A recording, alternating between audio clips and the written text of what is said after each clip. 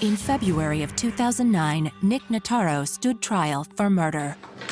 Here, this is the matter of State of Washington versus Nicholas Louis Notaro. I was a little surprised the first time I saw Nick. He was this old guy. It was hard to imagine him doing what had been done.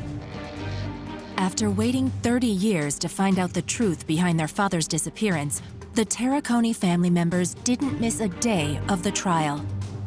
Just the not knowing will not drive you crazy, but you know, it's you don't ever get any closure, so now we will have closure when this is over.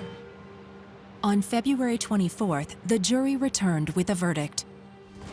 We, the jury, find the defendant, Nicholas Notaro, guilty of the crime of murder in the first degree. Renee ended up taking the stand in her own defense in her trial, and it didn't go well. In court, she constantly tried to hide from the camera, never said she was sorry, and showed zero remorse. This was a senseless murder. It wasn't enough that they shot him in the back of the head, but then she had to go get a chainsaw and dismember him. Ms. Curtis, along with her brother, chopped up Mr. Tarricone's body. After painfully reliving the gruesome details of her father's murder, Gypsy Tarricone and her family finally received justice. Both Nicholas Notaro and Renee Curtis were found guilty of murder in the first degree and sentenced 40 years to life. They both will die in prison.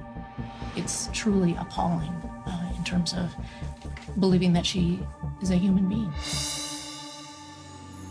I worked homicide investigations for over 20 years, and you just see it over and over again. There's people that have no regard for human life, and these were some of those people. Helping to cut arms and legs and a head off of somebody that she had a previous romantic relationship with. I don't know how you get there as a human being. I don't know how they could be so evil. It's something when you have one family member, but you got a brother, a sister, and a mother. It was probably the most interesting case of my career and one of the most satisfying cases. The fact that people waited 30 years to get justice and that people didn't give up. They never gave up. They wanted justice for their dad, and they weren't going to stop thinking about that until they got it.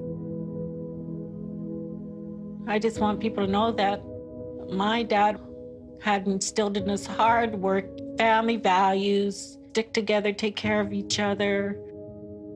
I just wish he would have been there at least to meet the grandkids and meet our spouses, you know?